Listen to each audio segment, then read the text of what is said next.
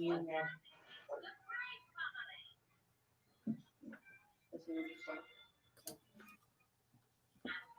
believe we are live, so I'll just double check on Facebook. Yes, we are. We're live. So good evening, everybody, and welcome, obviously, to this evening's show with special guests. We have Brian Daly, we have Bob Varney, and we have Vasco Guimaraes joining us shortly. He should be with us any moment now. I think I'm not sure what the Wi-Fi is like in Malta, but he's about to come on. Hello. Here he is. So we're live, Vasco. Hi, guys. It's just showing us. Can you hear me? Yeah. Yeah, can hear you now. I'm just having some troubles with the Wi-Fi. Let's see if I can do this.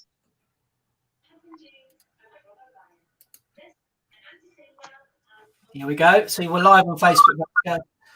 Just make sure you haven't got any other tabs open with the feed on, because you'll get some interference with that. I think we are good to go, yeah?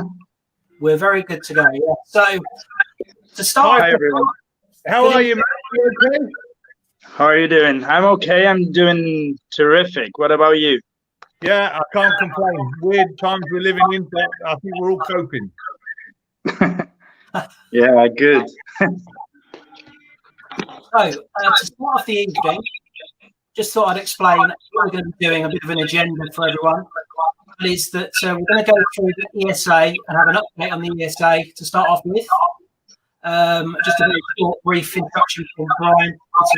There. And then we're going to go straight into the player interviews, and we're going to ask the same questions to both players and expect different answers from both players for most of the questions. There might be a few different questions for Vasco and for Bob, but mainly most. Hopefully that'll be good. And got a few people on the field ready. Got Aaron Skinner ready, Peter Schnig, we've got Charles, Benton, Brian Butterworth. A few people doing already, which is good. Steve Bennett, I think. So that's good. To start off with, Brian. Sorry, I was just trying to take the brightness down. It looked like it was glowing. I think I'll put my my headphones, actually. Give me a second. Well, you can't hear me. Hey, Brian. Can you hear me? Yeah. Yeah. I'll zoom in. Technical. Just move the computer closer. Hear me now? Yep. Can hear you. Okay. Yeah. We'll just go a quick review of what the English Subbuteo Association is doing currently. Due to COVID, all the plans we had have been technically put on hold till next year now, until it's now safe for all members to play together. What we've started over the last year is the rebuilding of clubs, local clubs, which is the birth of the players. So the more clubs we can get activated and going, technically, the more players we should be able to have. And it's been very successful because Alan Lee has been very proactive in pushing and making sure that clubs are actually being formed, and he's helped them out financially, and he's built up a good, strong group of clubs in the London area. We've also got Burnley Club started up in the north, and hoping to start a couple more smaller local clubs, maybe 5 or 6 players, but a club's a club, and you don't have to grow from strength to strength. The whole point of it is to get as many clubs as we used to have in the 80s and 90s, when there was plenty of clubs available for players to learn the trade prior to playing in national tournaments. And hopefully a lot of players will go on from national tournaments to international level and play the likes of Vasco, Bob and yourself, Justin. But obviously we're quite a way off that yet. And because the COVID's put a halt to all our plans, we did intend to have a national championship this year, which was cancelled. But we will carry it on through to next year. As soon as we can play, we'll start them up. And the championship will be based upon how much time we've got left to be able to produce either a national champion or a England team or a squad, whatever we can achieve in a shorter spell of time. And hopefully we'll be able to successfully get a good squad to travel to the next World Cup, whether it is going to be in Italy in September this year or not. It obviously depends on the Italians being able to support the World Cup, because they pulled out early last year because of the COVID. And if things don't happen early on enough, I can see them doing the same thing again. Through no fault of their own, really. You know, we all need hotels, flights, and travel arrangements made well in advance of being able to go to a World Cup. And I can see that happening very similar again this year. But the ESA has gone from strength to strength, and we've got more players now available to us. We've got more clubs available to us, and hopefully from the beginning of next year, you'll see a massive influx of players turning up at events. And hopefully it'll be like the old English table soccer days when Bob knows you had to book well in advance before you could even get to play. You know, there's limited spaces, and I'm hoping we can go to that limited spaces again within the English setup. Just to interrupt there, is anybody playing a television in the background? There's one in my background, very low. No, Yeah, we can hear it. It's quite loud. It's interfering a little bit with the sound. Just hang on. You turn that down just a little bit, Kim. Kim, you turn that down a bit. No, because you can't hear it. Look. She said no. On the finger. It might be better, prudent for you to wear your earphones then, like Vasco, if you've got headphones. But anyway, that's really good update, Brian. I understand there might be some tops being provided this season, if possible, as well, from Danny Lilly, I believe. Danny Lilly's not topspin, is he? No, new shirts, England shirts. Oh yeah, the English shirts. Yeah, so that's going to be good for hopefully everybody. But the main thing for us in England is to get a good team out, isn't it? That's what we need to do. And not Obviously it depends on the amount of players who actually physically want to go and who can go at that time. Yeah. You know, it's the same every year where we get a load of people wanting to go, and then unfortunately they pull out sort of a month or two before and then leave us sort of dangling a bit. Just for the purpose of Vasco, who's on the call obviously today, in Portugal, because you live in Malta obviously at the moment, and you've been living there 7 years, and you're head of a gambling syndicate. I'm joking, of course. You've enjoyed a good career now in Malta, and obviously you're very welcome to play for Portugal, I'm sure, by all the Portuguese players. What's the situation with qualification in Portugal? Well, hi again. Before all, I would like to thank you guys for the invite. Saying that's a pleasure to see you all again. It's been quite a while, quite a few years that we haven't talked. Then, I mean, as you all know, I have stopped playing regularly a few years now. So my vision of the sport, and especially from a country like mine, like Portugal, is not the most accurate, as I have been away from the game for a while now. From what I knew a few years ago, while I was still playing, not that regularly, but I was playing quite a few tournaments a year still, was obviously that I kept my my kind of availability to the national team, obviously, but I was trying to avoid it because my feeling for the game was not the same anymore. So instead of giving 100%, I thought that it would be better not to play for Portugal anymore. And yeah, that's my vision at the moment of the sport. I'm not really sure how they're managing it. How is the sport at the moment in Portugal? I know that probably they're not playing as much as we used to, obviously like 10, 20 years ago. But I think that's a general kind of problem, not just in Portugal, I guess. No, it's the same problem we have in England because we have some players like Casper Bennett, who lives in Malaysia, as you know, and you know, he can't qualify through the northern route if we have the qualification process in England. So how do we accommodate that situation for that one player if we feel he's going to play? It's quite difficult. It's quite a delicate subject, actually. But anyway, without getting into too much detail on that, it's a bit of a challenge for everybody to get it. No, I think, I mean, if you have like players, like national players scattered around Europe or even like farther, which is Casper's case. I mean, which is even like harder to get together for a week or two, probably do some training before any big event.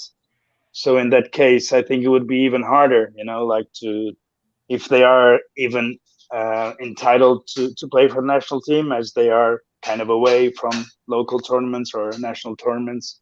So that's a whole set of problems, I guess, in gathering the most qualified, the most skilled players, right?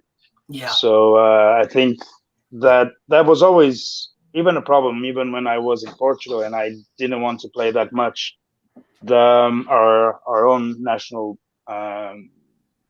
events. So I mean, because you do need national points to rank well and this sort of stuff. So I think it's always a big of an issue to see who's more qualified and who's more entitled to play for a national team, right? But some national teams, they have like national managers, which probably is the best case scenario, because if you just go by strictly the rules of rankings and these kind of things, probably you will not get all the time the best players. So you need some kind of balance, I guess. Yes, you do. So tonight is all about the players, and obviously massive welcome to you this evening, Vasco. It's a real honour to have you being interviewed this evening with, of course, the legend that is Mr. Bob Varney, sat quietly in the corner. And I can tell everybody, Bob is not normally this quiet. He's I'm mute. I can see you've had my mic for a mute for 10 minutes. Once got twice. Yeah. So when that starts rolling, believe you me, we can be here till probably 3 o'clock in the morning, but we won't be. But no, the most important thing really is to ask you guys some questions, because that's what everybody wants to hear. You know, they don't get the chance to speak to players these days anyway because of what's happened. But more importantly, with you, Vasco, I mean, you know, some of the English players would love to know what it's like to have been a world champion, that sort of thing. So we're going to ask some really great questions. So to start off with, I'm going to ask you both, but one at a time. So we'll start off with you answering first, Bob. How did you first get into table soccer, you know, Subbuteo, and how old were you when you first started? I'm glad you answered that question, because it was a better question than some of the ones you sent out, just, isn't it? So basically, this was the question I wanted to ask you, Vasco.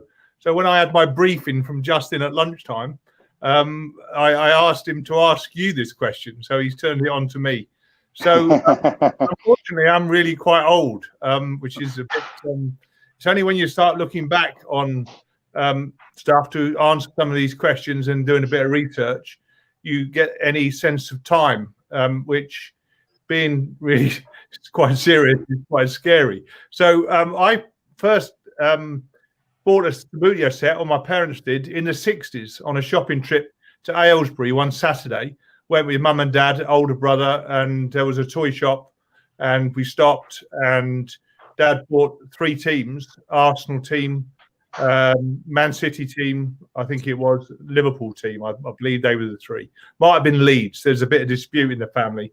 And then we went home. We didn't have a pitch. We played on the carpet. We had goals and a ball, and that's how it started. Dad had a friend who lived down the road who had a board with a pitch on a board and 2 sons.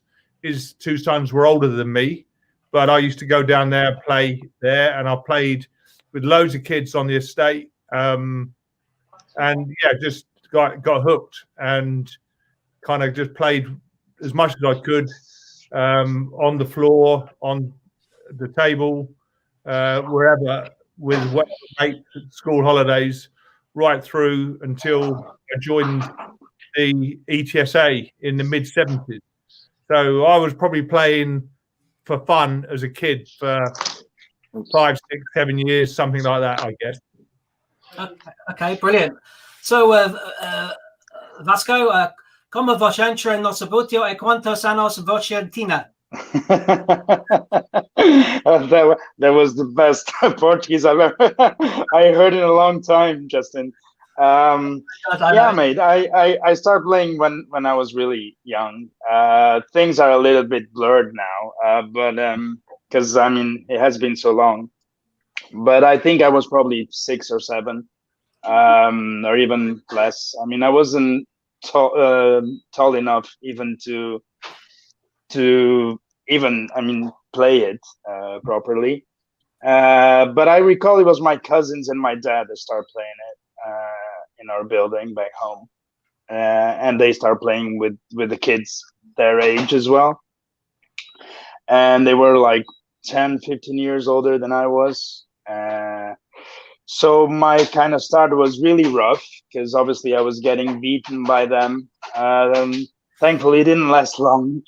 So even when I was quite small, I started winning against them. That's when I knew that I had to probably choose this sport and to probably play it more. But I was, I think, 6 or 7, probably playing at home with the kids in our neighborhood. And then probably around 10, 11, we started playing official tournaments. We found out that there was like an official organization, the Portuguese Federation. We went there and we started playing some tournaments. That's how it started. Now, in England, we had, when I was a kid, we had 2 associations, the one that Bob played in, and then we had the one that was by Subbuteo. So it was the ETSA versus Subbuteo, UKSA, I think it was at the time.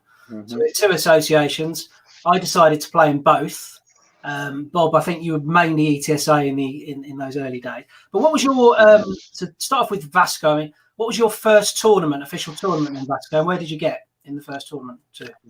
That's a good question. I mean, I think it was probably a local tournament in Porto. But actually, it's funny because I mean, I was quite unknown at the time. I was probably 10 or something like that. We played the tournament. I don't recall exactly which tournament it was, but I remember perfectly that the famous player, still junior at the time as well, was Felipe Maia. He was the hot shot, let's say, back then. There was like a few others that were really, really good.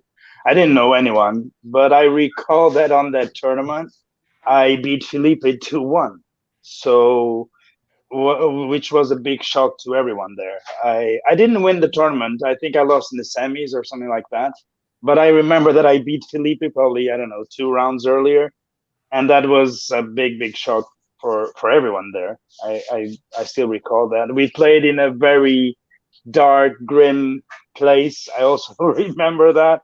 So this was like right in the initial times of Subbuteo in Portugal. So it wasn't the sport that it is today. Was more of a kind of a hobby and things that people did in the weekends, and that's all. But I remember that I was around 10 or 11.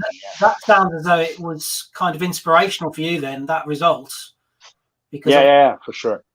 Absolutely. And That's so, Bob, I wanted to ask Vasco just one little question because I find it interesting. Obviously, being in Britain, where the game was created and it was available as kids in every toy shop or sports shop or game shop, wherever. So what about in Porto? Could you walk into town in Porto and buy Subbuteo in the shops? Yes, there were this kind of toy shops as well. Not all of them had Subbuteo. Subbuteo was a little bit unknown still back then. It was a new thing, but not all the toy shops had it. We used to go. I mean, there was a famous kind of bazaar, toy shop / bazaar in Porto, and this kind of toy shop was actually quite famous in Porto because they had Subbuteo. They had figures and they had like the whole set and the pitches and everything. So this one was clearly one of the few ones that had the game. These we're talking about the 80s probably still. I mean, I know the game entered in Portugal in the 70s with Eusebio giving like a really big kind of promotional ad on TV and everything. Then it stayed, I mean, let's say low for a few years, and then it started again back in the 80s with some toy shops, and then probably in the 90s with the big kind of supermarkets, with the big kind of distributors that also sold the game and some figures and pitches and everything like that. But in the 80s it was clearly like that. It was like small toy shops having, I don't know, like people that, I don't know, collected games and things like that, painting small models of, I don't know, airplanes and trains. And then in the corner of those shops they had Subbuteo.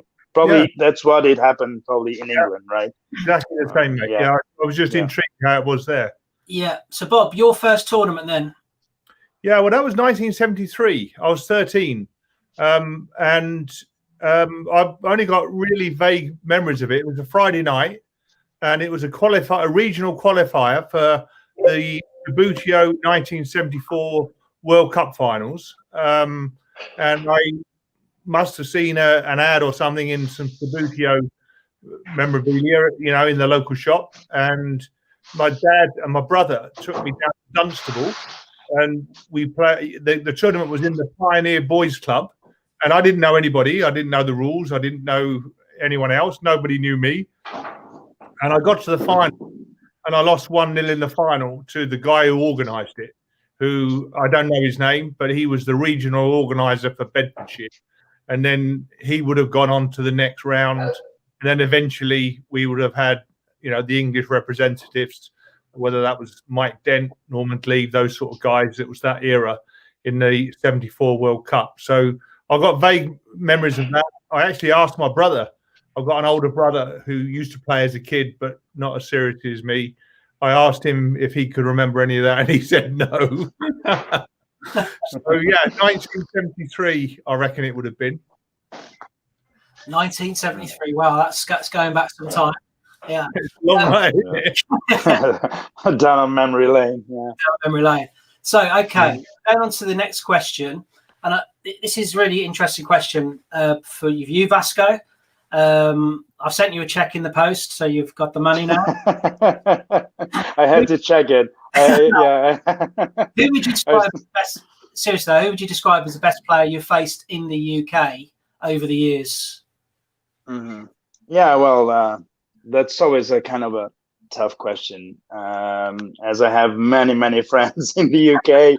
So you're putting me on the hot spot here, but no, to be honest, I mean, I think the UK in general, I mean, probably England a little bit more. I mean, Scotland also had some nice players, and even Wales. But I mean, the UK as a whole, I think you always had some really nice players. Probably no one ever kind of achieved big international fame and like winning big titles.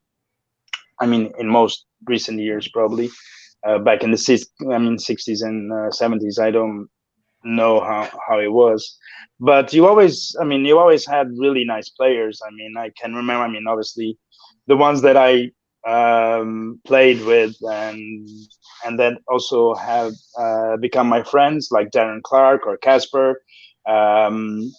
Obviously you guys, I mean, you just Bob, you always, I mean, have really good players. Chris Thomas as well. I mean, really good players. I mean, from the technical point of view, really skilled players. I think probably in some of the cases, the big difference between other players around Europe and the ones that won titles and there were major accolades was probably the level of competition that you had back in the UK was not the same as we had. like in Portugal or Spain or Italy. So the level of competition was not probably the same. I mean, the occurrence of tournaments was not as big as in other places, so you probably played less and less top games. And that when you reach top level events like World Cups or European Cups, and where like experience and cold blood as well counts a major part, then probably that is the answer why English players or UK players like the ones I mentioned didn't win major trophies or major titles. But I think these 4 or 5 that I mentioned are really the top ones that I played with and that I watched them play. Yeah.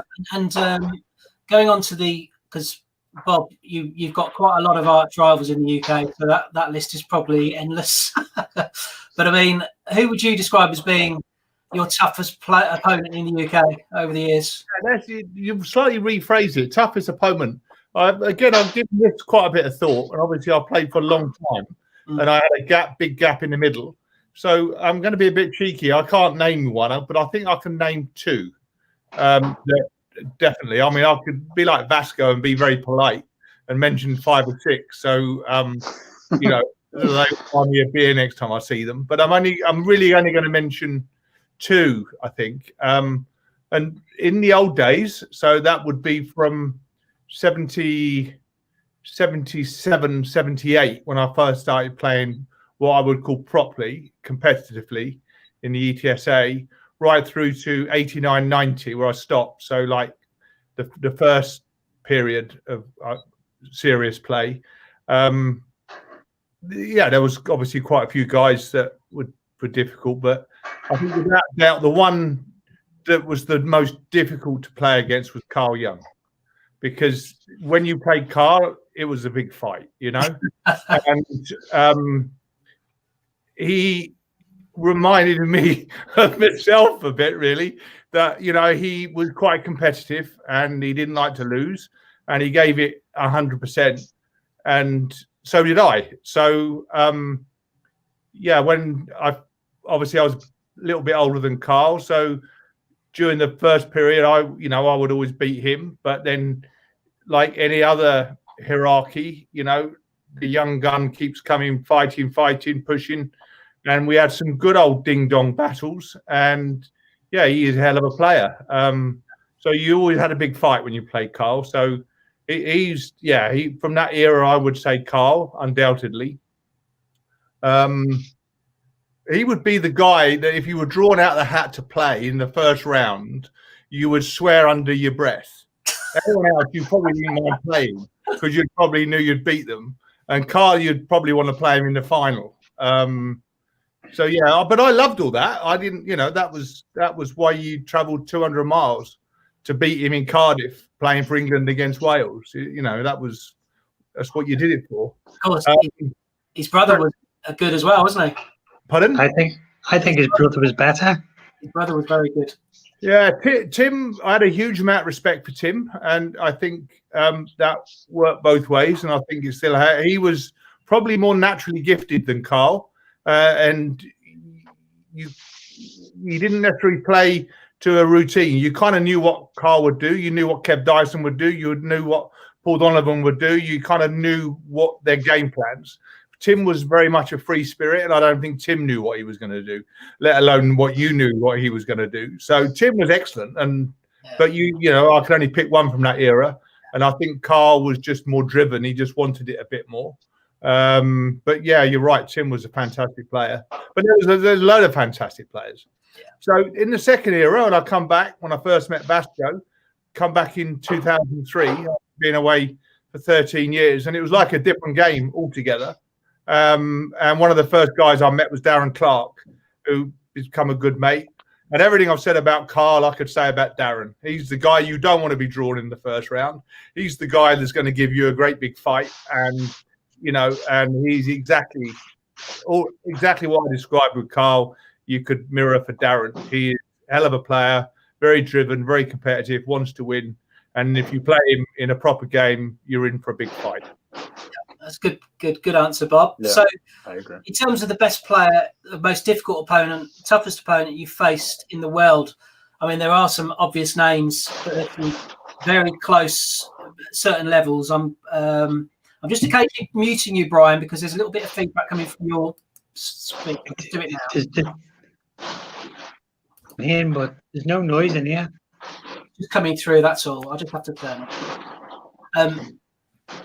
Or it might be coming through elsewhere. But what I was going to say was with it's not coming from Brian, I can still hear it a bit. Yeah. No, it might not be. So with Vasco, toughest player you faced in the world. One. Pardon? The toughest player you faced on the world stage. Yeah. No, I was just wondering what Bob said. I said free the Liverpool one. Thanks, Bob. Well, I mean, I played with many amazing players throughout the years. I mean, obviously, undoubtedly, the best one I've ever faced, and I mean, not only faced, but one of my best friends in Subbuteo is Carlos. Undoubtedly, the best player ever in the game. He plays in a different era than when we started out and things like that, and the game has changed so much. But the power, the energy that he has at all times, it's and I mean it's quite remarkable and unbelievable. He's definitely the most skilled player ever in terms of that. But I mean, actually, with Carlos, it's funny because I probably won most of my matches against him. So that question probably is not the most accurate in terms of describing the best player that the game ever has seen, right? I mean, I played with some really tough opponents that weren't obviously probably even in the top 10 of the sport, but they were clearly tough guys to beat. I mean, in terms of the top 10 of the players that I've played, probably Nastasi and was the toughest opponent to beat. I knew that if I was in a good day, for instance, I would always beat him, but he managed somehow with the skill to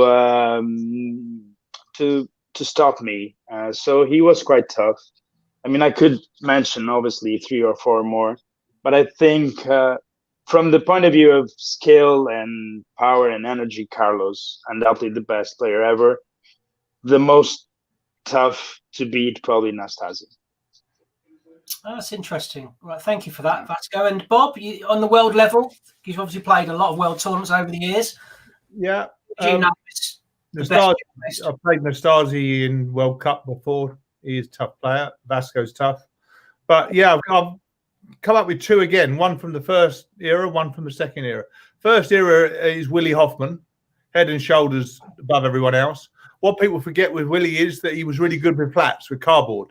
So when I first met Willie, he was playing for Switzerland Youth or Switzerland B, and he would play with cardboard. We'd become good friends, and he revolutionized the game before he made the Tocker figures and all of the stuff from the early 90s.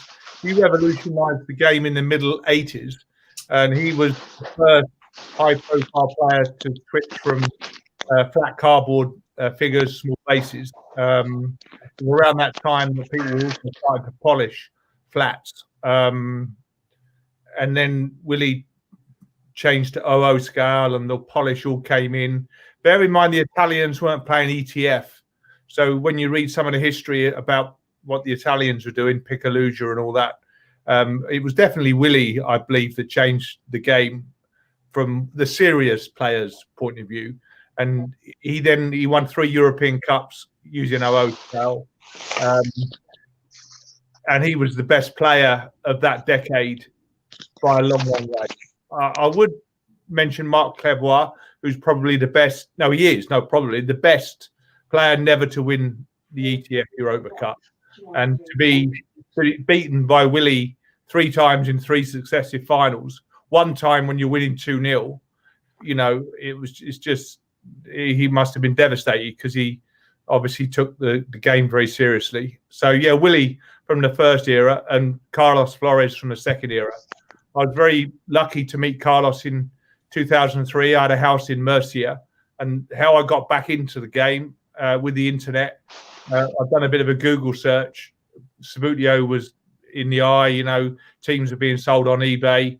And I actually emailed Angel Valverde whilst I was on holiday in 2003, having not had anything to do with the game for 13 years. And he replied almost straight away on email in English. And I ended up jumping in the car and driving over to Murcia City and meeting these guys outside a Renault garage in the evening, 7, 8 o'clock one evening. And that was Juan Carlos Granados, Carlos Flores, Angel Valverde. Carlos was only young then, 16, I guess, something like that. And we went to their sports hall and we played some games. And I beat Flores 1-0. Just so you know, Justin, that was, you know, started me to go on, borrow someone's team, you know, beat 1-0, then refuse to play anymore. And we all went out for beer and they talked me into playing for them. So I got to know Carlos and he was absolutely brilliant and he just got better and better and better. And then I hadn't been playing for a while, I guess, through some of his big wins. But he's phenomenal, isn't he? He's totally in motion to watch him play, you know? A lot of people say he's like a machine. That's the way to describe him. He's just a Rolls Royce, then, if he's a machine. Yeah, he's just non-stop. He's just relentless. But fantastic player. I can't disagree with what you've said this evening. Thanks, guys, for that. So, very interesting question, this one. And it's quite a hard one to answer, actually, because I thought about answering this myself, and there's probably quite a few. But what would you say has been your most memorable match of your life? The one match where you thought this was the best moment, the best game of my life. What would you say? So, Vasco, to you first.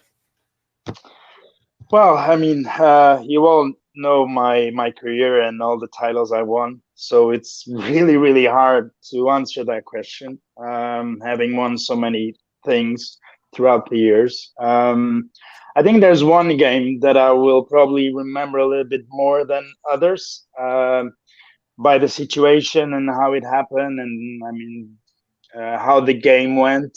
It was one final of Mons against Flores, against Carlos. And the first half, he was up 2-0. And he was destroying me. He was simply destroying me. He could have scored probably one more or even two more. I was glad that the first half was over. But I think one of my main strengths in the game was my my mindset and my energy as well. My mental fitness. Someone called it once. And I think I switched the button for the second half, and I told myself that I mean the second half would be like a totally different game, and I ended up winning 3-2, which when like in a major final against Carlos, probably is one of my finest moments. I mean, I could mention obviously some other World Cup finals or European Cup finals, major finals as well. But I think this one, from coming back from 2-0 down to 3-2 against probably the best player there was and there is in the game, I think it's probably my finest moment and my best match ever. When you scored the third one, did you go, say, or not?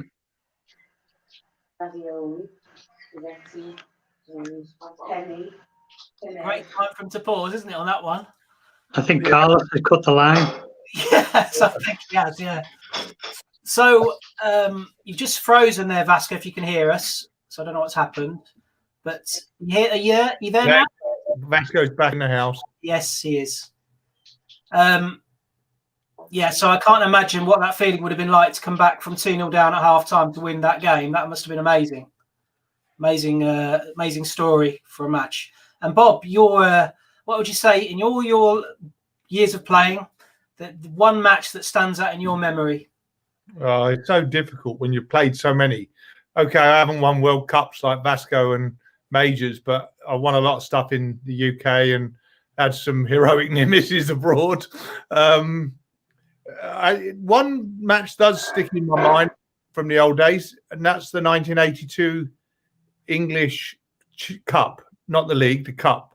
So I'd won the National League in 1980 and 81, and in 1982 Dave Collett won the league, and we played in the cup final, and I beat him 2-0, and I played incredibly well in that match. And in the old days, a 1-0 was a high scoring victory. So to win 2-0 was pretty cool, and to win against Dave was great, and not to let him play really. So that was a nice match. I guess beating Mike Absalom in the English Championship final for the first year in '85 with 00 scale, I basically mimicked Willie Hoffman and changed from cardboard to plastic. And I think probably the only British player to do that, actually, because Carl always played with 00 scale. So to change your game completely from a spinning, non-polished cardboard game to a straight line, polished plastic game in '85. And I got to the final and beat Mike Absalom 2-0 in the final. That was pretty good. And then latterly, when I come back, there was a couple stand out. First Spanish Championship for Murcia. We got to the final in Barcelona, and I was losing 1-0, and the team were losing, I think, or drawing, it may have been. And I equalised with about a minute to go in my game, which meant that the team won the final. That was a nice feeling, because they were all really good new friends I'd met. And, you know, if you talk the talk, you want to walk the walk. So I got the winning draw, as Richard Pepper used to call it back in the old days. And then drawing 2-2 with Renzo Frignani in the World Cup. I won the group in 2004 in Bologna. And, Renzo, Vasco will know more about Renzo perhaps than a lot of the guys. Renzo is iconic from his arm, his wing, the Subbuteo side. So I drew 2-2 with him in Bologna to win the group in the vets. There's four. Sorry, I couldn't name one. One. Well done, Vasco. By the way, Vasco, I think you're on mute. Did you do that on purpose? Yeah, I did it. I did it myself. Yeah. No problem. Now this is a really interesting one. For you, Vasco, you've won so many tournaments, it's ridiculous, actually. Thank you. And when I've played you, I've always thought you're just the most naturally skilled player I've ever seen play the game, in my opinion. Thank you. That's my. What would you say out of everything you've won, and you've lived the dream for me, because one year you won the World Cup, it may have been the European Championships, I can't quite remember. You were presented with the trophy by Bobby Moore, who's no longer with us. He's obviously West Ham hero, England legend. Yeah. For me, that was like the moment of my dreams for that to happen, that you lived that moment. But what would be, in your life, what would you say has been the greatest moments when you've won some? What would you say has been the biggest victory for you, biggest tournament win?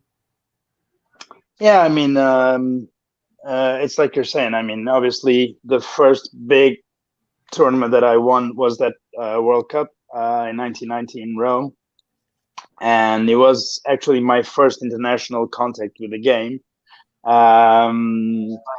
Portugal back then, we weren't viewed as a strong or powerful nation in Subbuteo back then.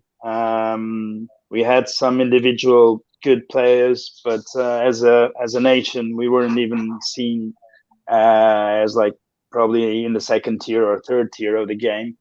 So it was my first international experience. I was counting on just doing like a couple of games or 3 games, and coming back home happy with that experience. But yeah, I ended up going like the full way and winning the tournament. I wouldn't say easily, but actually quite comfortably.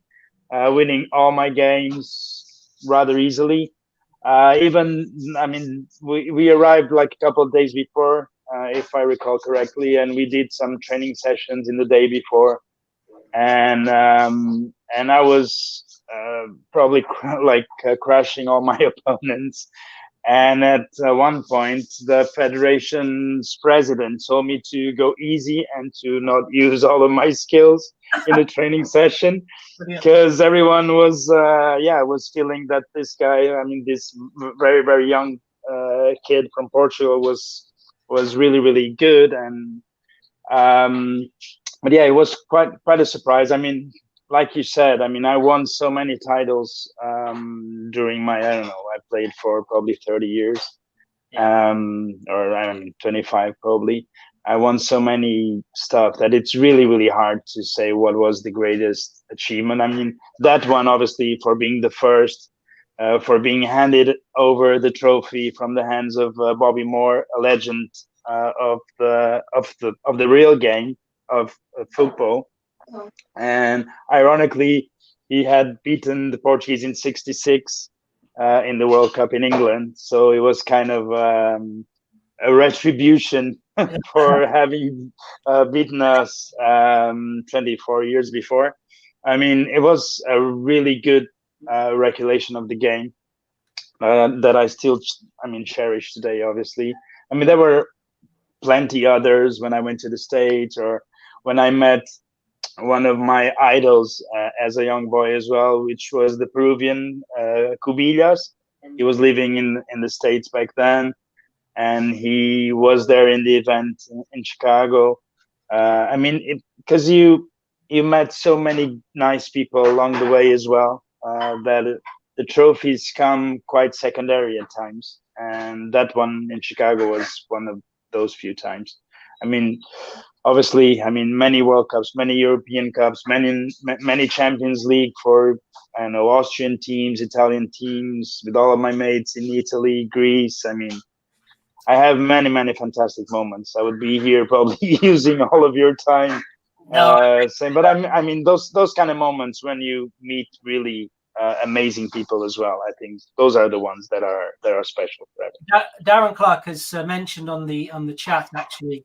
Just before I'm going to talk about Darren Clark, on the actual chat, somebody mentioned it's the first time Brian Daly's been in a room with being the only man with hair. Congratulations on that one. Yeah, I shaved mine today as well, so I tried to I also agreed with Bob earlier today that we were going to do this hairstyle for tonight's interview. But Darren actually says, he's listening, he said, Vasco, the best game we had was playing for Bristol. This is, again, Darren, against Regina in the Champions League quarterfinal. At half-time, we were 3-0, 3 games down, 4-0 down on goals. Against Regina. Regina.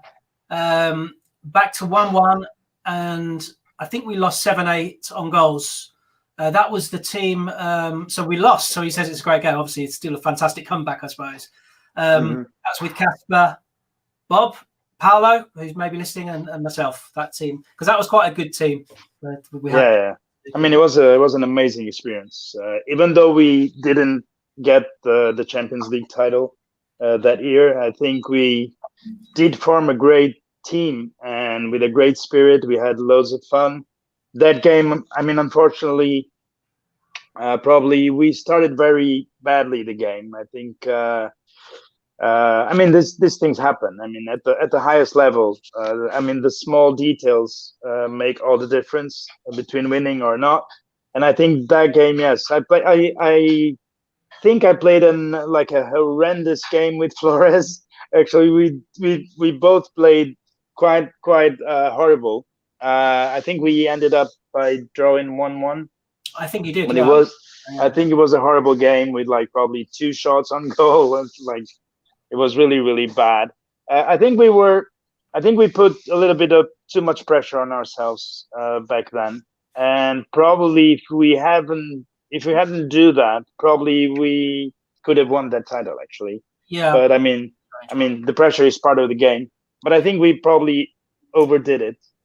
And that was probably our kind of mistake. But It's normally alcohol. that's part of the game. Yeah. So, Bob, how can you answer that question then? The greatest achievement in the game. Just one, please. Not the 28. I have two because I'm so old. So first, I won't give you four. I'll give you two. So the first one would be in the first era, and I won my first English Championship in 1980. But because it was National League, you couldn't just play in the first division. So I won the third division in 78. I won the second division in 79, and I won the first division in 80.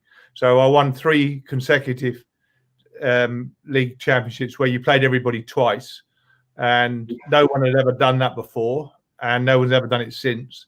And I was also the youngest to win the English National League in 1980, so that was pretty cool.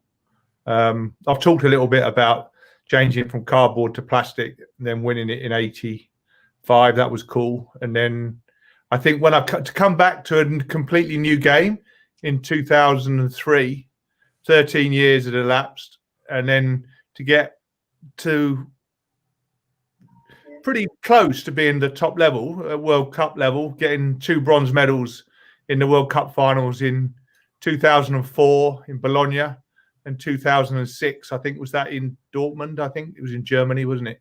Dortmund. So to get back to a level where you get 2 bronze medals in World Championships after that period and the game being different, I think that was quite an achievement. I was proud of that. Going toe to toe with Renzo Frignani and those guys, and yeah, I only ever lost to the guy who won it, so that was always a bit daunting. But you know, that's the story of my career: close but no cigar. No, you've definitely been there and bought the t-shirt, Bob. 100%. I mean, the interesting with you is you have 2 experiences within the game.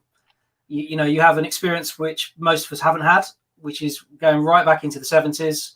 But you've also played in the modern era as well. So it's fantastic for you to join this today to share those memories as well. So thank you for that. Yeah, but the similarity is that, you know, as Vasco alluded to very politely earlier, that us Brits, we don't win World Cups.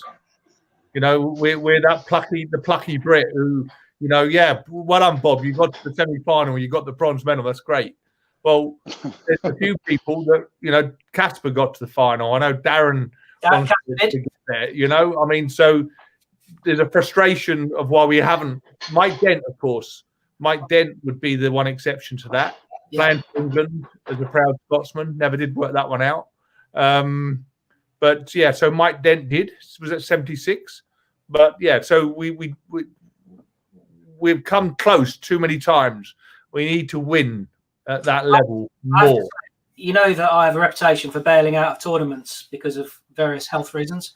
If I got to the semi-final of a World Cup, I actually think if it got to a shootout, I just say, look, game over, I'm going to the pub. That's the English way. Yeah.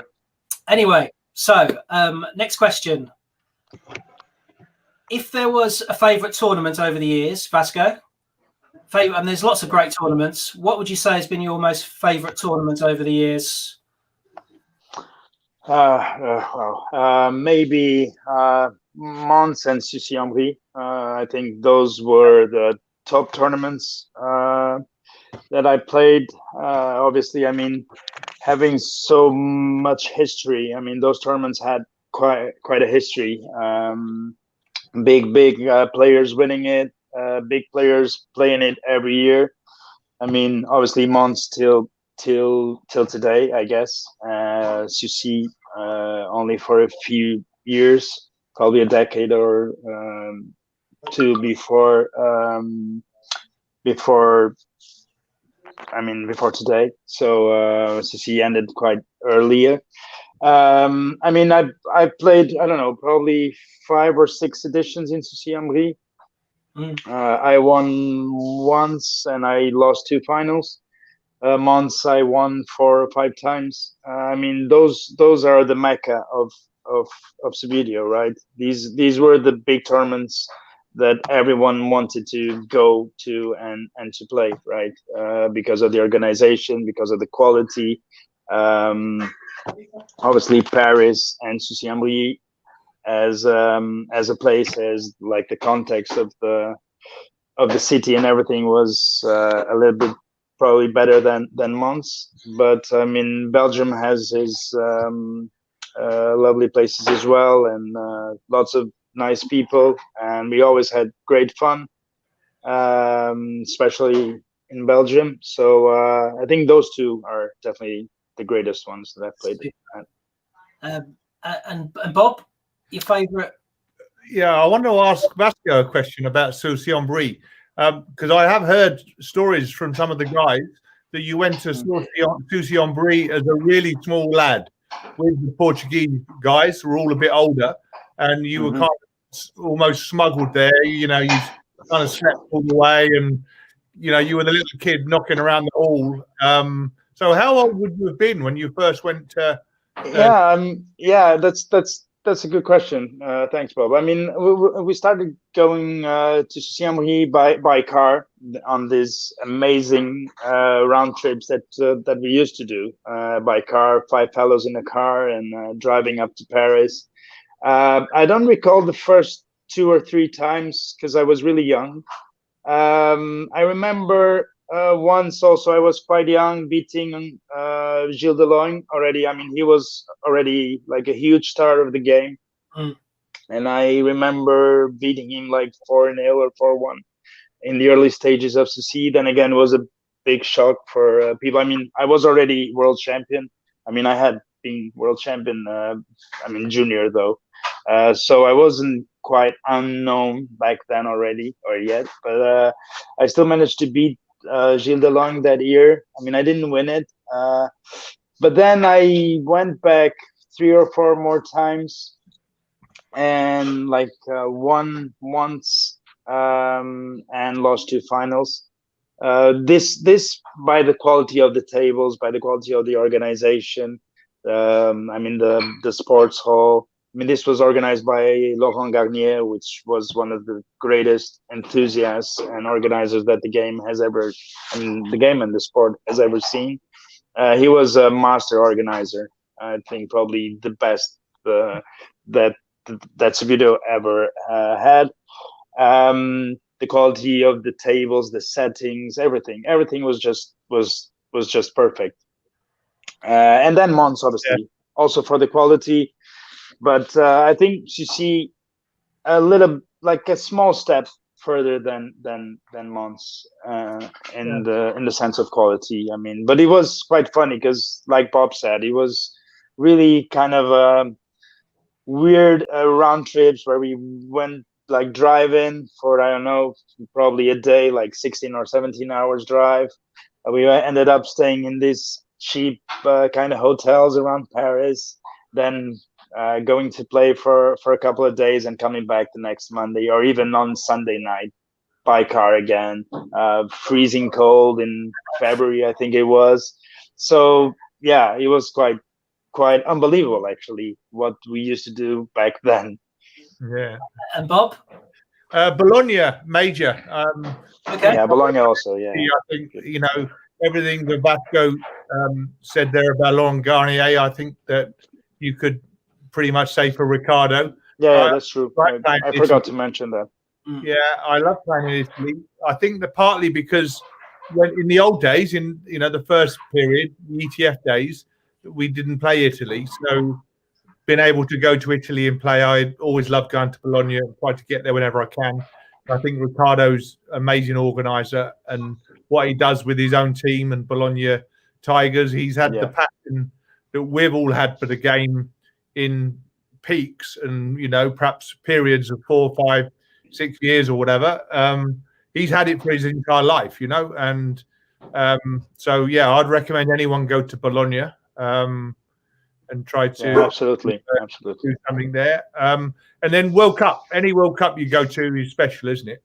I've played in a few, and to go and represent your country, as Alan Collins would say, it's that Madrid one was fantastic.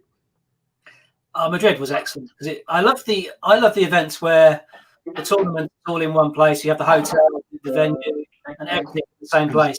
Because then you've got your base, you can go and play, and then because you've got your base, you can then go out with greater ease than it is traveling back and forth from the tournament. So, and Madrid for me was one of the best I've been to for that one. And Brian, what about yourself? Because actually, a few sarcastic comments have said because I think a few of these people have missed the ESA update at the beginning of the session because you haven't spoken much. But what would you say was your greatest event that you've been to? Greatest tournament? I agree with Vasco. Mons is the mecca of Subbuteo for tournaments, but you can't take away wins from like winning Cardiff and Edinburgh away from me because they meant a lot.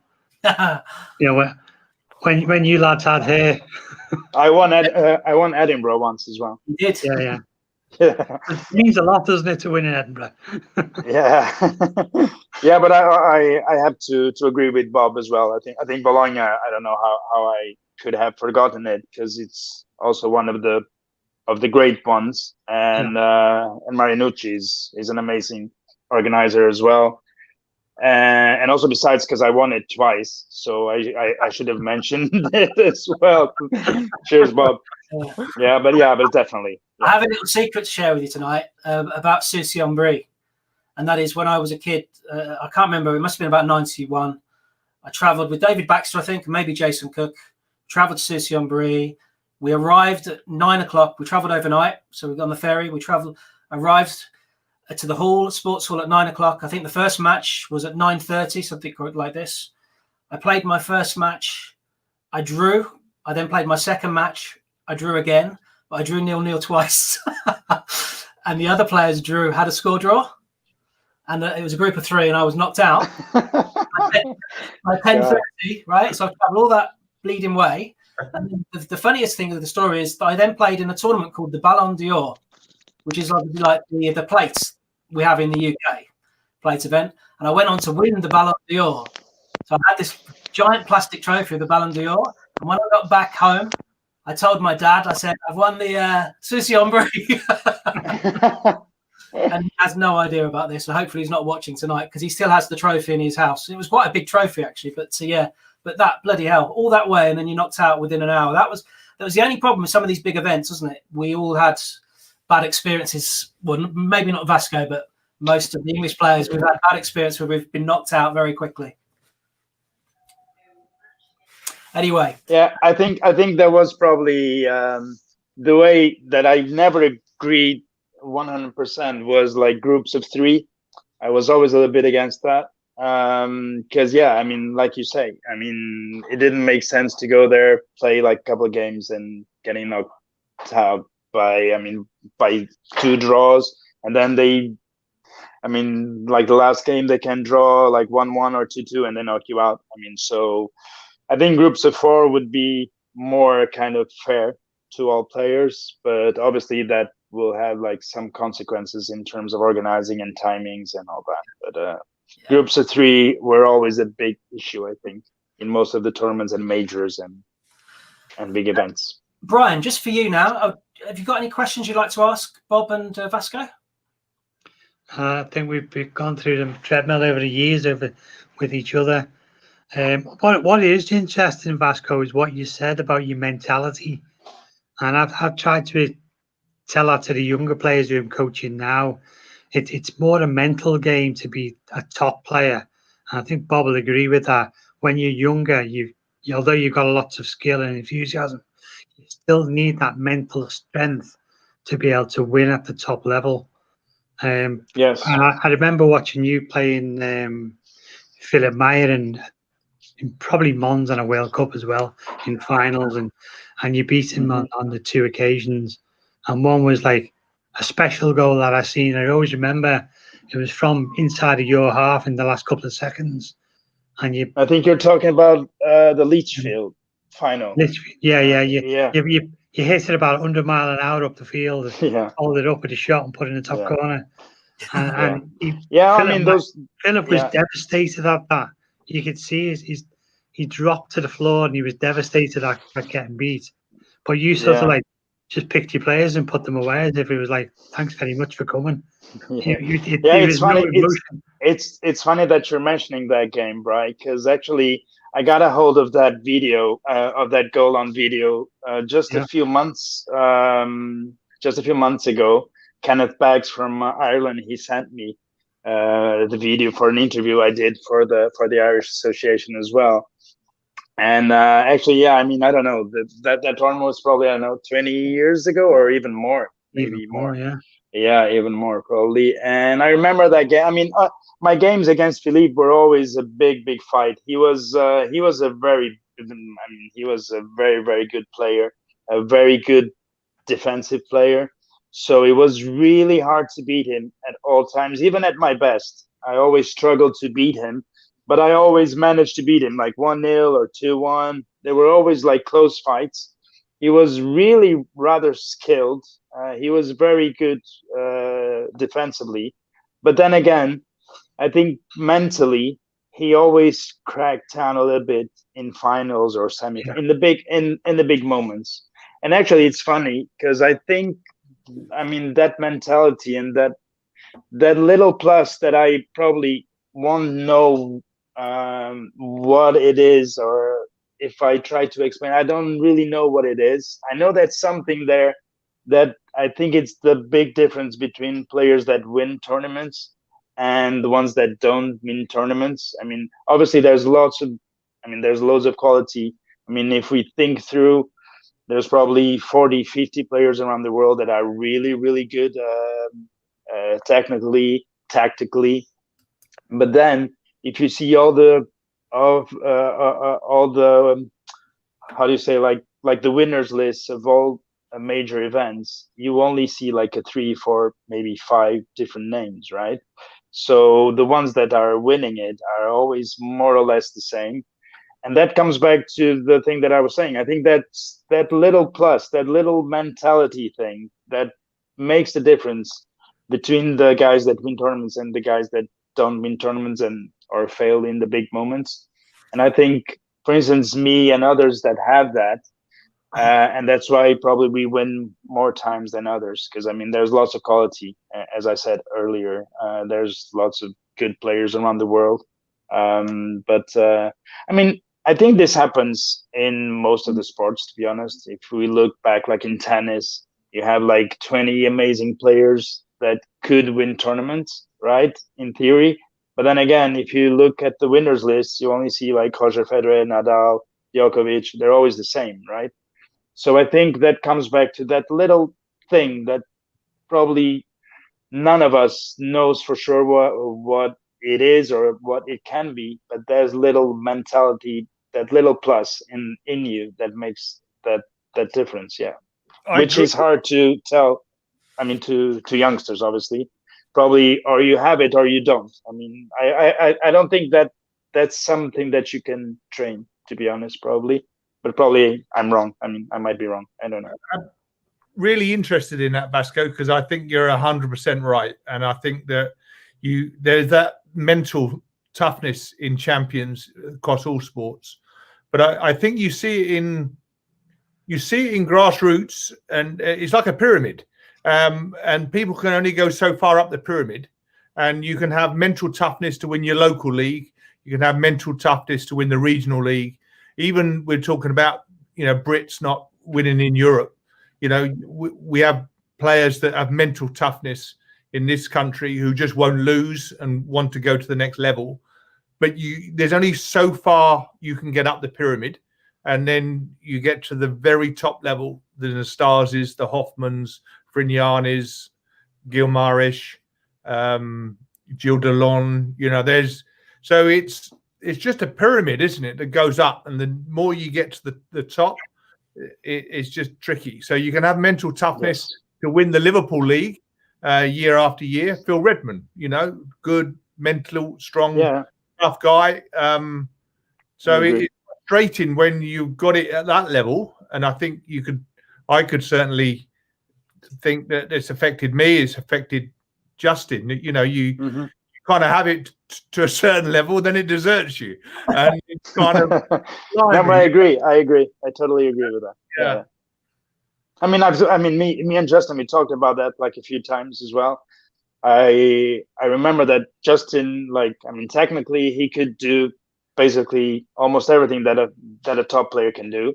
But I mean, mentally, he always struggled in the big moments. I mean, that's how it is. I mean, like eventually, probably it hurt him more in the beginning, obviously, because he wanted to win so badly and he wanted to be good at all times. Probably with time, you get to learn how to deal with it, probably, and then I mean, eventually, you just, I mean, let it go. I mean, probably you're just not meant to live the game as a winner or something like that. I mean, that's how it is. I mean, we cannot all win. So I think that's the thing that you said, Bob. I think that's that mental toughness, as you call it, that little plus that makes big champions more often than others. I think it's playing. The best players tend to play without any fear. And I was listening to actually one of the Subbuteo players in South Africa. He's a sports psychologist. His name's Clinton Gawala. I think I said his name correctly. But Clinton is an expert in sports psychology, and he actually coaches sports people in South Africa at the Newlands Sports Centre. And he was telling me about the best players in the world. There's like this middle area with the zone, being in the zone. And then you have outside of the zone, you have people that are almost careless, and then you have people that are overconfident. Yeah.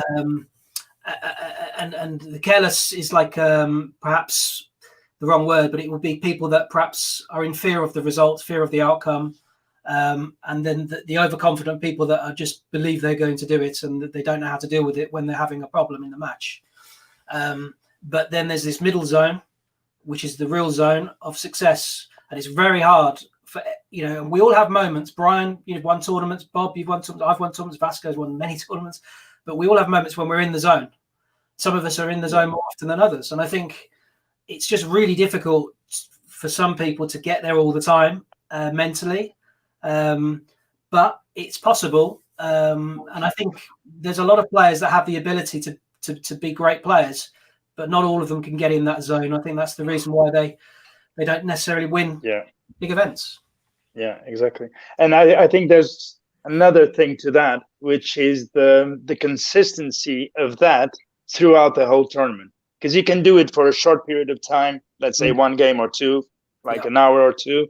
But to do it like for 7 or 8 hours or 2 days straight, that's also the key. So like to prolong it in a bigger period of time, obviously, and that is tiring. Pardon? I play for 5 minutes. Yeah. That's it. 5 minutes a game. Score 3 goals. Shut up shop. That's it. and this is kind of, I mean, physically devastating, if I can say to you, because I recall perfectly when I used to win tournaments like major tournaments and World Cups, and I would end up Sunday night totally devastated physically and mentally, because this is like two full days of 100% focus, probably even more. And actually, it's funny, if you ask me if I remember many actions of my games, I don't. So that kind of explains it, the mindset that I was in whenever I played, because I barely recall any of the actions I did in a game. So basically that put me probably in some kind of trance or something like that. That, I mean, it's like that zone that Justin was talking about, and it's quite hard to achieve. Yes. You speak a little bit of Italian, don't you, Vasco? Yeah. So Massimo Boligno, former world champion, one of the greatest players the game has seen. Very competitive player.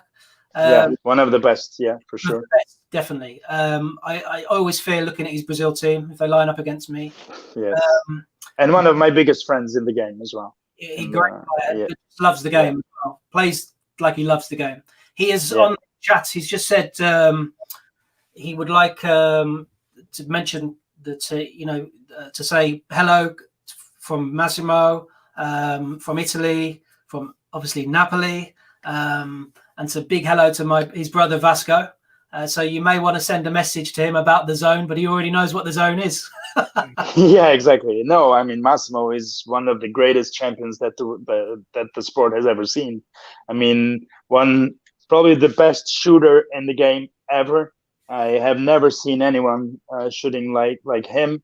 And me and Massimo, we got along from the start. He's a big champion. He's very competitive, but he's also like a very pure soul. He's very innocent at times, and he's a great friend. We consider ourselves brothers, and we lived together one of the most amazing times in my career. I mean, we won a couple of Champions League together. I mean, he's one of the greatest ever. I mean, he should be in the Hall of Fame of the game forever. He just sent ciao to Napoli. Yeah, ciao to Napoli. He just sent two blue hearts. Obviously, the Italian. Yes. So hello, ciao, Massimo. So any other questions you'd like Brian to ask?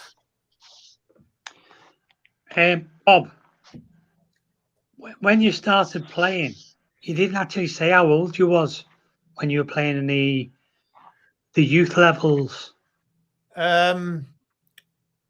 Okay, so I got a set in the 60s, so I'd have been, I don't know, 8 or 9, but only playing at home now. We got along from the start. He's a big champion. Vasco liked that comment so much, he said it twice. So yeah, I would have been 8 or 9, I guess, playing at home as a kid with brother and dad. Then I was down the road playing with and a couple of other kids and their dad. But whoever I played, I lost to, Brian. Yeah. I lost for years. I used to play with a guy called Ian Hendry. He was 2 years older. I used to lose the whole time. I used to play with a guy called Chris Bazzone. I used to lose to him the whole time. Then I met Phil Holmes. So I'd have probably started playing with Phil when I was about 12 or 13, and another friend. And I used to lose all of the time. And then, this is a funny story. We joined the ETSA and we went to play in an ETSA event at the Wembley Scout Hut in Middlesex, in Wembley, in the shadows of the stadium. Mythical Middlesex, table soccer league, and we played some games there, and we had referees. And you know what? I started winning when we got referees. So I reckon I'd been cheated for the previous 7 years. So we joined the ETSA in about 75, I think, 75, 76. And we took it quite seriously. Phil and I played at Wembley, the Middlesex. We used to go to Kings Langley, playing a Thursday night league every 2 weeks. We started the Milton Keynes League up. We had 3 divisions in the end, 36 teams, 36 players in 3 divisions. Come the best team, the best club in the UK, spawned the champions, and also good organisers. Steve Hawkins, Jeremy Bradley, John Cooper and Colin Hamilton were on the ETSA committee. So yeah, Milton Keynes we used to have great tournaments. I remember beating Dominique DeMarco 1-0 in the final of the Milton Keynes Open 1 year. A couple of years before he won the ETF Europa Cup, only a couple of years. So he was only 7 then, wasn't he? Pardon? He was only 7 then. No, he was a bit older than that. That would have been early 80s, I would have thought. That would have been. So yeah, I used to lose all the time until we got referees. So I think the moral of the story is make sure you always get referees. You went wrong. So I mean, one of the final questions for this evening for me is the funniest moments we've had as players. I mean, I've been on I've had some remarkable stories which I can't share openly before them. But there've been some belters, like gate crashing a wedding in Tournois and dancing with the bride at 3 o'clock in the morning before a tournament is one moment. But without going into too much detail, there's been lots of funny stories. I mean, there must be. We all have moments which we think, oh my God, that was funny. So for Bob, I'm going to start off with you. I mean, I know about many people have heard about the flip-flop story. That's one thing. Maybe you have another one. I don't know. Yeah, given this, because as you say, we could all name 100, couldn't we? That weekend we had in Napoli was amazing. But I think I've got my one, and I've only got one. You'll be pleased, not two. So it's from the 2004 Champions League that was in Beausoleil on a suburb of Monaco. I'd only started playing in 2003 with the boys at Murcia, and we'd qualified to go, and I'd booked a flight from Luton down to Nice on the Friday night. So I rocked up there, parked my car, went in the bar, I had a beer, and Darren Clark and Chris Thomas were on the same flight playing for EPL, and they came over and we had a beer. I'd met them once or twice before.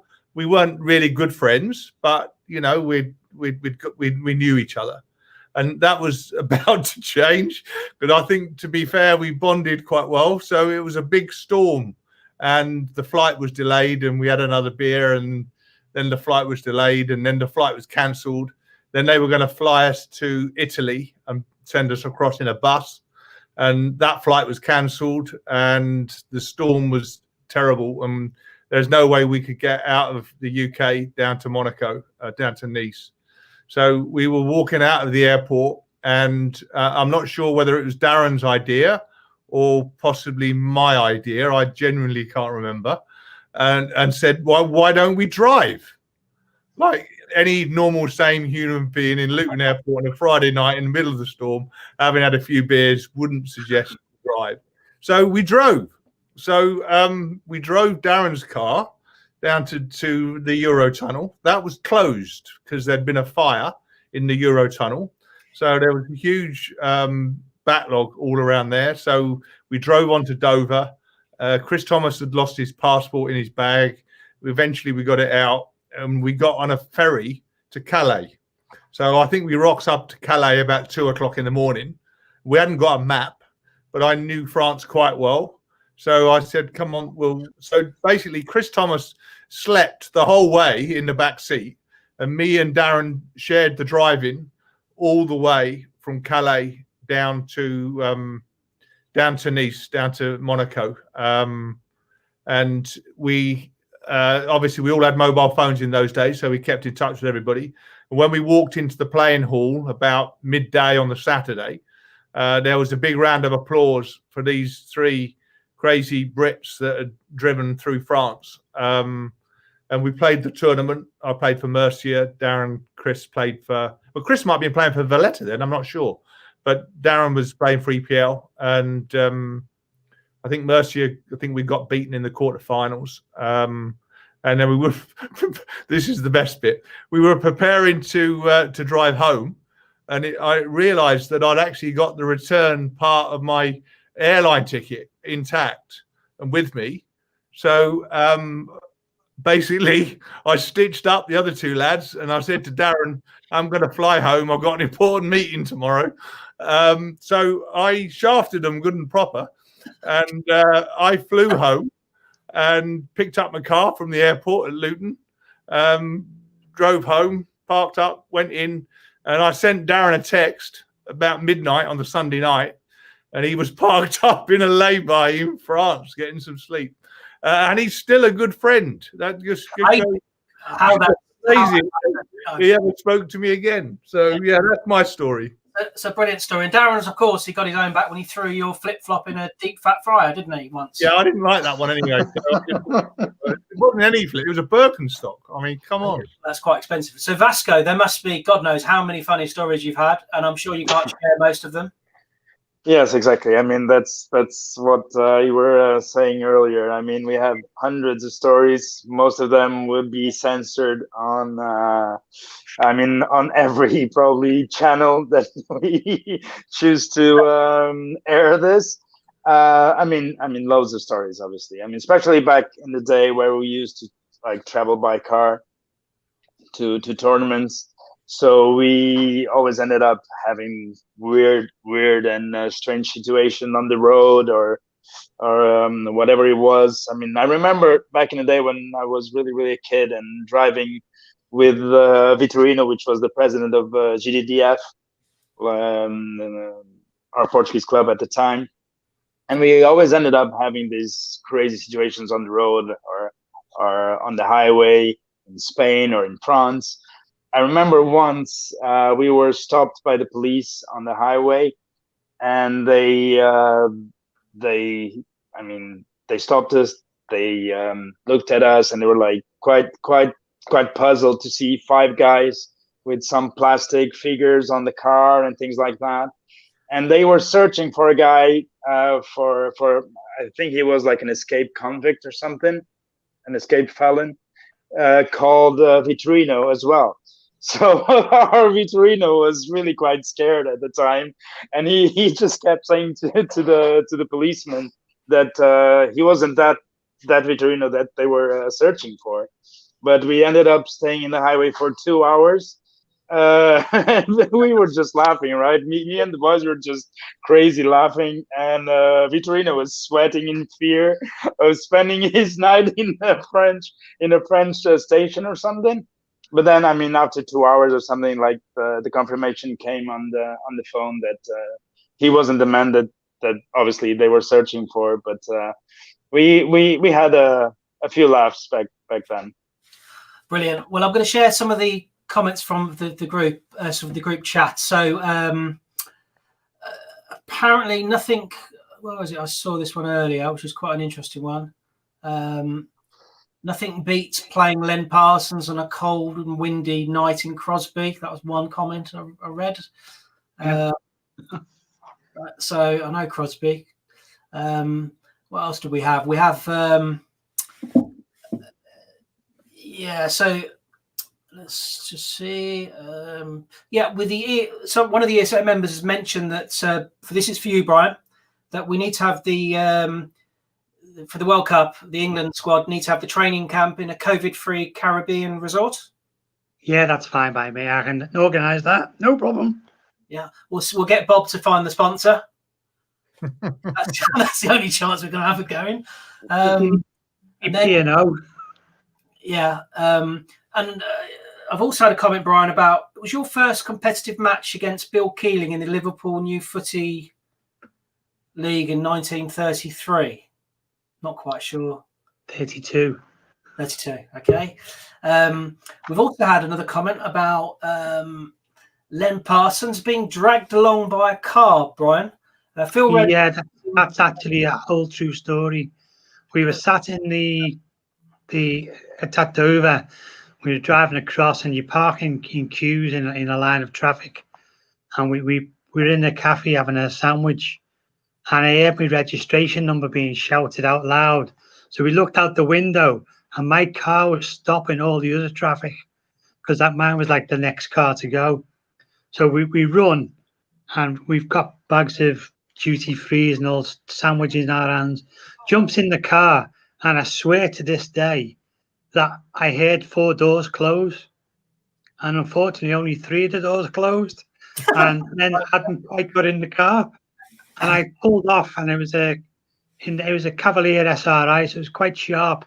So I pulled off like in a Grand Prix race, and I heard the shout, and I turned around and looked, and there he was being dragged along with 1 foot in the car, bouncing on the tarmac, holding his bags in the air so he didn't drop them. So that was quite funny in itself. But Len's not very good at traveling on the sea, and he was seasick the whole way.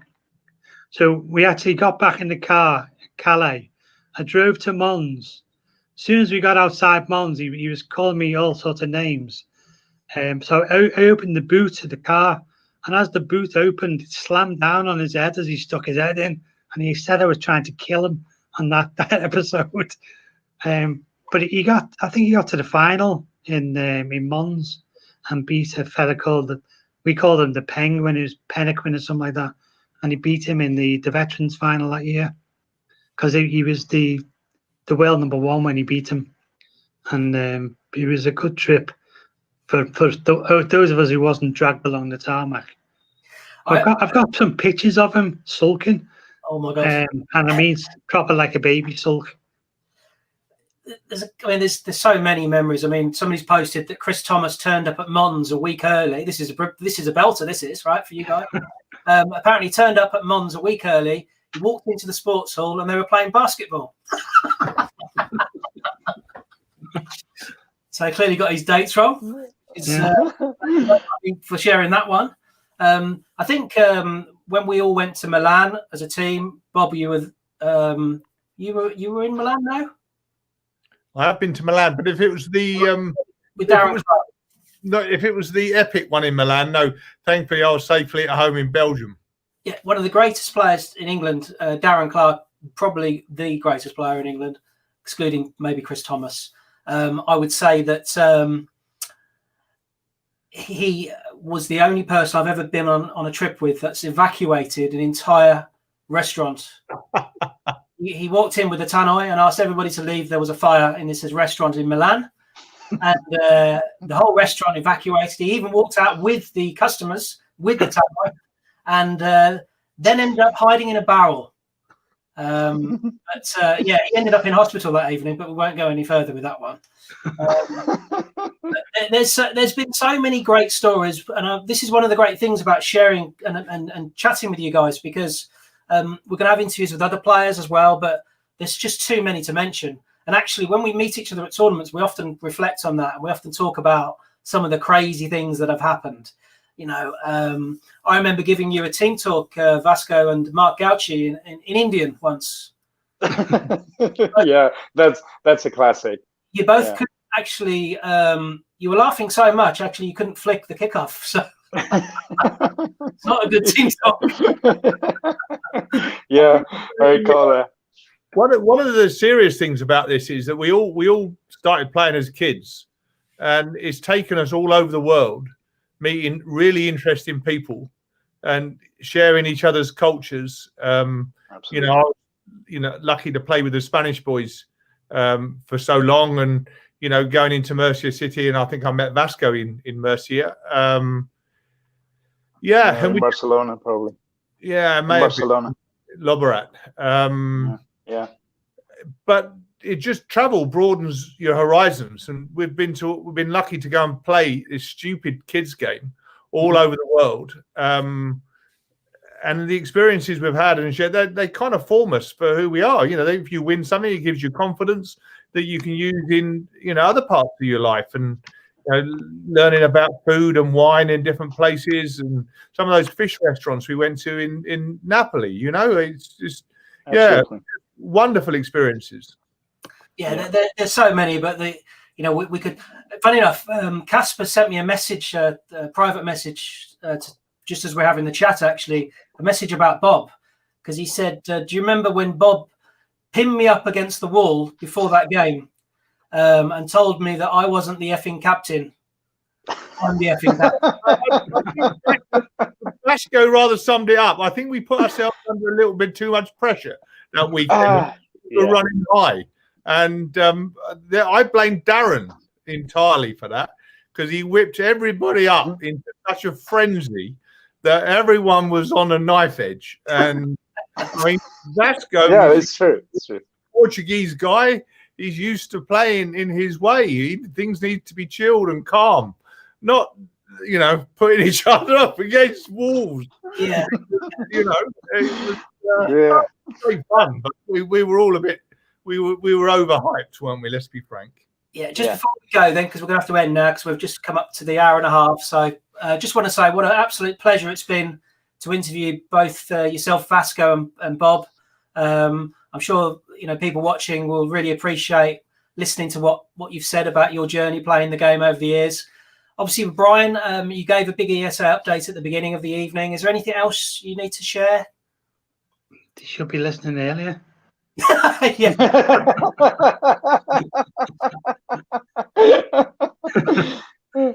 No, seriously,